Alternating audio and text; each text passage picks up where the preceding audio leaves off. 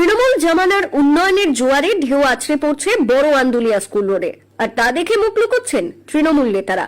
আবার কোনো কোনো নেতা পিঠ বাঁচাতে আইএসএফ হয়ে বিজেপি ঢোকার রাস্তা খুঁজছেন, আর সেই ঢেউ পেরিয়েই চলছে নিত্যদিনের যাতায়াত। চাপড়ার বড় আন্দুলিয়া স্কুল রোড, বড় আন্দুলিয়া বাজার থেকে সোজা পশ্চিম দিকে প্রসারিত এই রাস্তা নতুন গ্রাম, হাতিশালা ও মহেশনগরের সঙ্গে বড় আন্দুলিয়াকে যুক্ত করেছে এই গ্রাম্য সড়ক। বড় আন্দুলিয়া বাজার থেকে 1 কিলোমিটার দূরে বড় আন্দুলিয়া হাই স্কুল ও বড় আন্দুলিয়া বালিকা বিদ্যা নিকেতন, এর পাশেই বড় আন্দুলিয়া ফেরিঘাট। ফলে যোগাযোগের জন্য গুরুত্বপূর্ণ এই রাস্তা।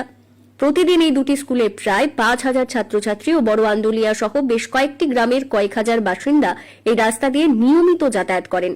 বাস না চললেও অসংখ্য ছোট যানবাহন চলাচল করে এই রাস্তায়।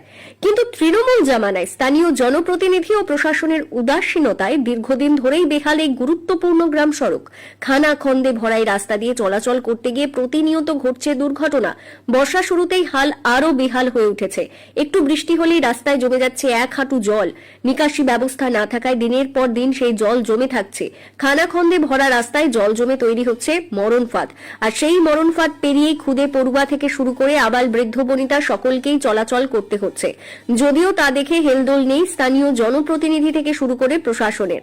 জানা গিয়েছে এই রাস্তাটি চাপড়া পঞ্চায়েত সমিতির অন্তর্গত হাতিশালা 2 পঞ্চায়েত এলাকা দিয়ে প্রসারিত। পঞ্চায়েত সমিতি ও পঞ্চায়েতের সদস্যরা এখন পিঠ বাঁচাতে বিজেপিতে ঢোকার রাস্তা খুঁজতে ব্যস্ত। কিন্তু কি হবে হাজার হাজার মানুষের চলাচলের এই রাস্তার ভবিষ্যৎ, তা উপরওয়ালার হাতেই ছেড়ে দিয়েছেন এলাকাবাসী। ব্যুরো রিপোর্ট, জি নিউজ বাংলা। বাস স্ট্যান্ড থেকে আমাদের স্কুল পর্যন্ত দীর্ঘ 1 কিলোমিটার রাস্তা খুবই বেহাল দশা। রাস্তা খানা খন্দে ভরা। এখানে বড় বড় দুটো হাই স্কুল, একটা হাই স্কুল আছে আর একটা গার্লস স্কুল আছে। তো বাচ্চাদের যাতায়াতের খুবই অসুবিধা হয়। হ্যাঁ, সামান্য বৃষ্টি হলে এখানে জল জমে যায়। অনেক বাচ্চা এই জলা জমে পড়ে যায়, অনেক মোটরসাইকেল আরোহী পড়ে যায়।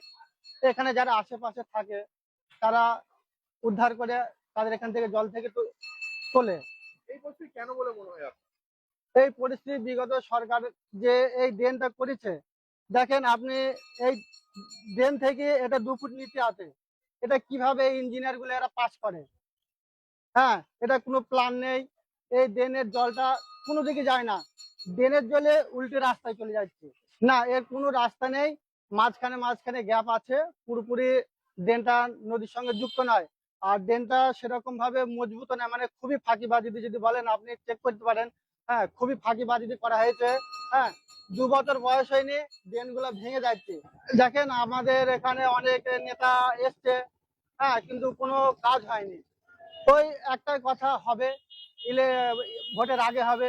যখন বলা হলো যে ভোট চলে এসছে তাহলে রাস্তাটা হলো না, ভোটের পরে হবে। এখন তো সরকার পরিবর্তনের কি আশা করছেন? আমরা নতুন সরকারের কাছে আশাবাদী যে আমাদের রাস্তাটা যাতে হয়, আমরা এই আশা করছি।